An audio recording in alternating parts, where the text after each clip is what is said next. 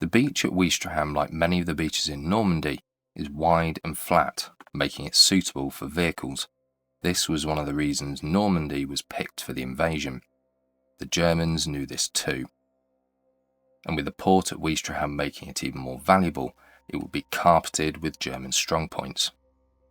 This RAF reconnaissance photo, taken on the 8th of November 1942, shows very little of the strongpoint, so its construction must have ramped up after that time.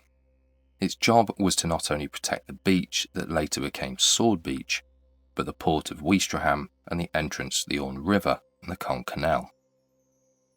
There was a battery on the other side in Merville-Franceville. The Franceville battery was built around an 18th century fort that was also built to protect the port and the waterways from the English.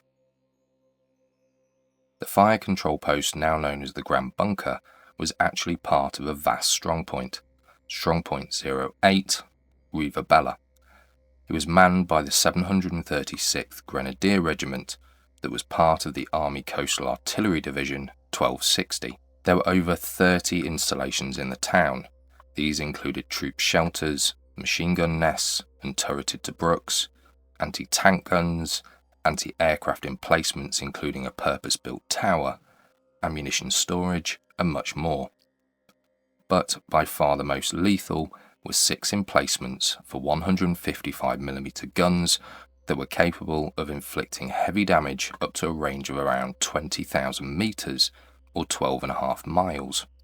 I believe on D-Day there were another 4 casemates under construction for the captured World War I era K418 French 15.5cm guns. They were the same type of guns that the 2nd Rangers fought so hard to destroy at Point de Hoc, and just like Hock Point, the guns had been removed due to the constant Allied bombing.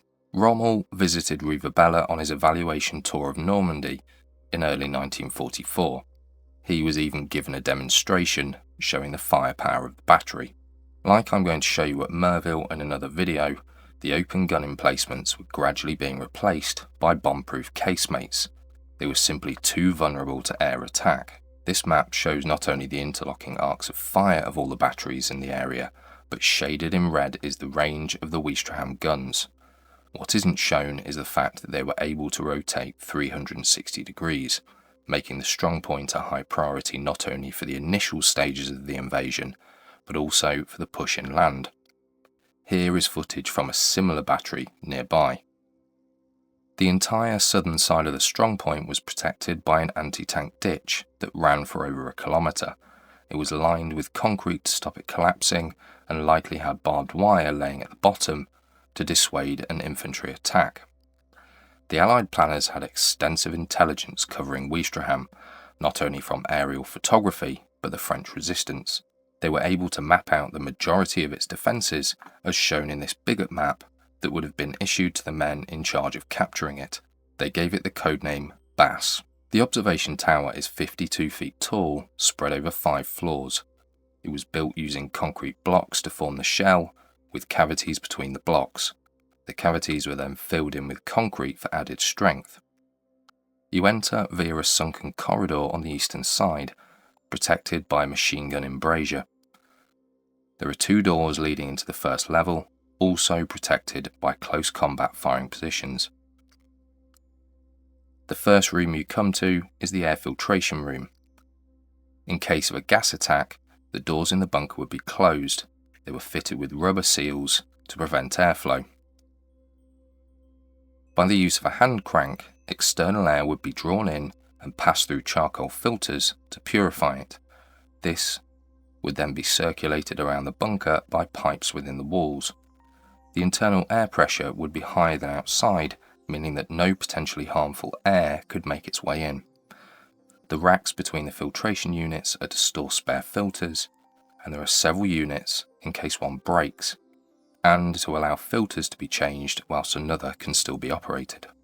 Behind the filtration room is the access to the position that covers the entrance from attack and the emergency generator, allowing the bunker to be completely self-sufficient, along with the water supply just before you head up to the next level.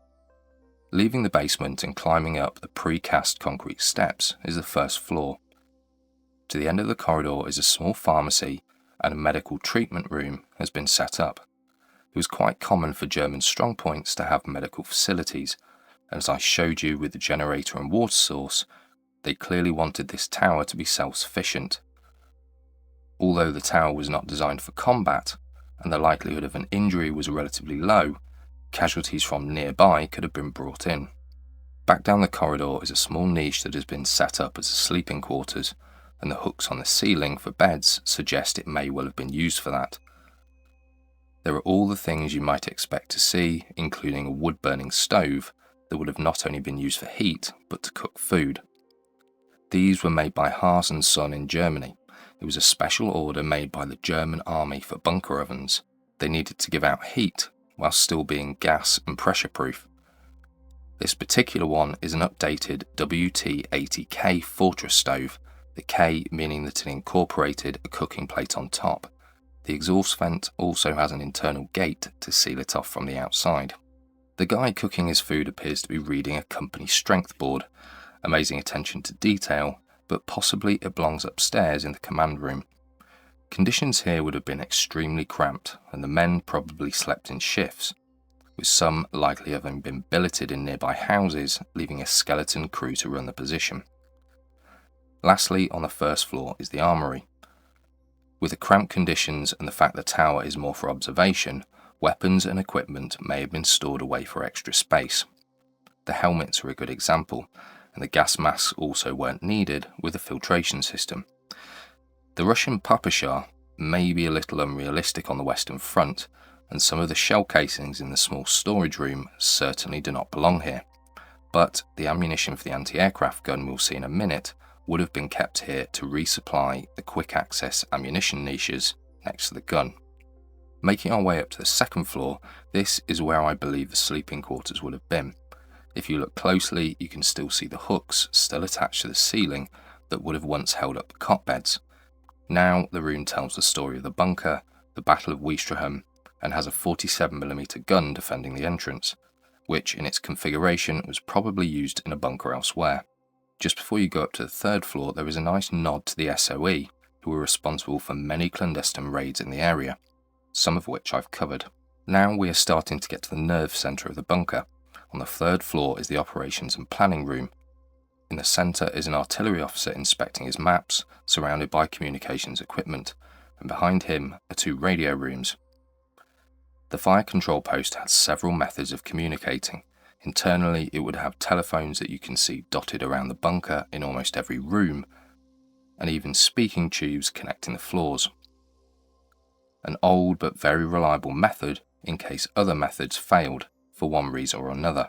For external communication, it was crammed full of equipment, with entire rooms dedicated to it, switchboards to connect to different sites in the area, and radios.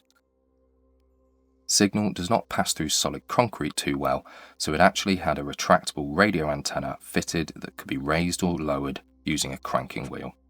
Due to the importance of the bunker, it's likely that it had cipher machines that looked like typewriters that could both send and receive coded messages.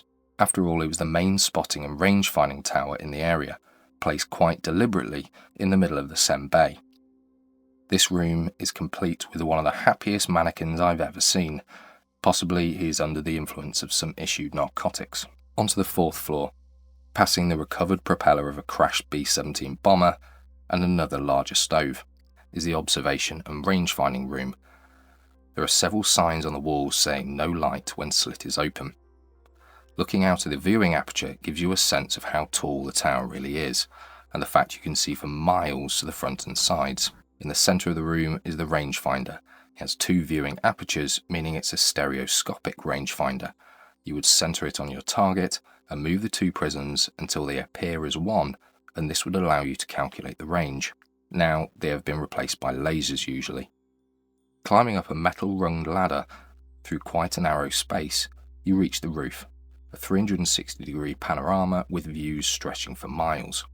Defence-wise, the fire control post relied mainly on bunkers surrounding it.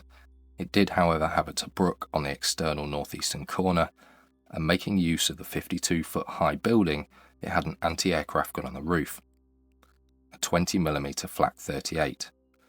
I'm surprised it didn't have a multiple barrel version, but like the ammunition for it, it might have been disassembled and brought up by hand. Ouistreham was taken on the 6th of June by British and French commandos on their way to the Merville area.